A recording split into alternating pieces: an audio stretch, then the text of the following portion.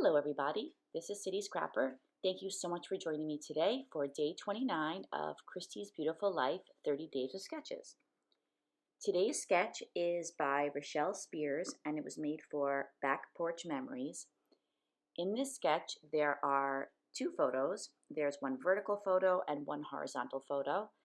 There are two large horizontal banners and I'm going to be including all of those in my layout as well. For this layout, I'm using a K & Company collection called Engraved Garden, and I've been using a lot of my older collections lately, and a lot of that has to do with the photos that I'm using. I'm using photos that I feel match really well with these collections, so I thought this would be a good time to pull them out. You can see in the background there that I'm using an old piece of paper.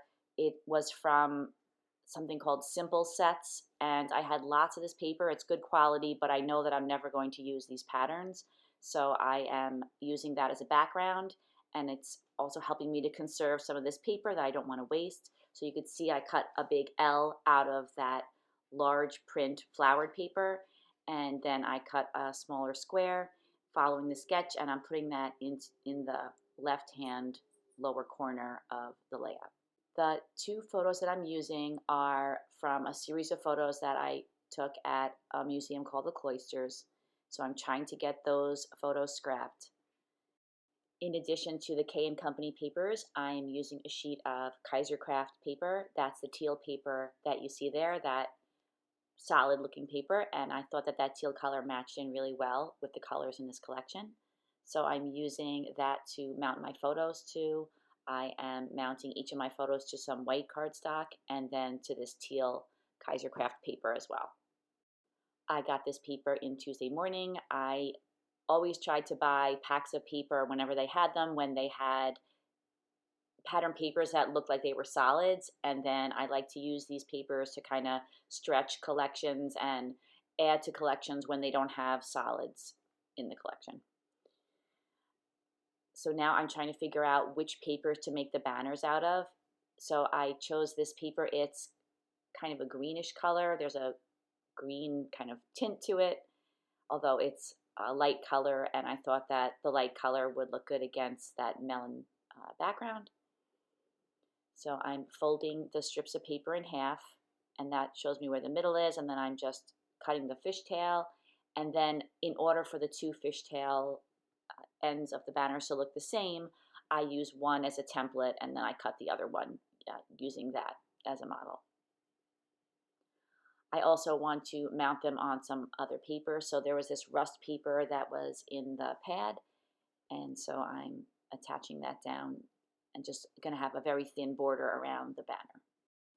And I like the way mounting some elements of the background on some darker colored paper gives definition to each of the elements on the background, so that way things don't fade into each other. And I really like this paper. I don't have a ton of this collection. I really just have a few sheets of paper. So I am trying to make good choices of what I put next to each other so that everything is readable. There's a lot of black in that pattern paper that's all the way in the background with the flowers on it. So because there's black in those papers, I thought that mounting the photos on some black would look good. I wouldn't have used black if this was the only black on the whole layout. I always like to make sure that I have each color in various places on the layout. So the black will tend to draw the eye a little bit. And I'm just putting a very thin border of it. I'm not using a lot of it. Now I'm popping up my photos on some adhesive foam, and I feel that that also helps to make the photos the focal point of the layout. Anything that's popped up, I feel like the eye is drawn to. And now I'm just trying to get everything straight and arrange the banners so that I feel like I like the way that they look. Adding the ATG adhesive, and I'm going to attach this whole unit down to the background. And now I'm looking for embellishments. Now, I spent a crazy amount of time putting embellishments on this background and moving them around and fixing them and changing them. And you can see there's a little visit from my little friend Rory. That's my little dog, I sometimes work on my coffee table, and so she's just the right height to visit. And then I wonder why I have dog hairs on my scrapbooking supplies. But in any case, so I spent a long time picking the embellishments and moving them around. It's funny, the last layout that I made, I was very decisive and I put everything down quickly, and I really didn't spend too much time moving things around. And on this layout, it was just a different layout, and I really was not sure where I wanted to put things and how many butterflies and where they should go. So I did spend a lot of time moving things around, and that's okay. That is part of the process. So I do leave some of that in here so that you could see that, I didn't just put things on the layout and it didn't come very easy. I had to think about it. I had to try things. I had to move things around a lot. I'm trying to put some of these buttons on the end of the banners. I don't end up using them. They're too big and they are too prominent. So I end up putting so just some simple pearls on those banners, but I tried a lot of different things along the way. In the die cut pack for this collection, there were some beautiful acetate butterflies, and you could see that I'm popping up this really large one on some foam.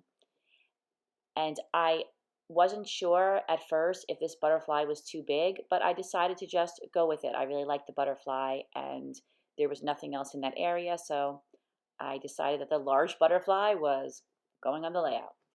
I pop up this teal butterfly that's also an acetate butterfly on some foam as well, and I put that over to the right.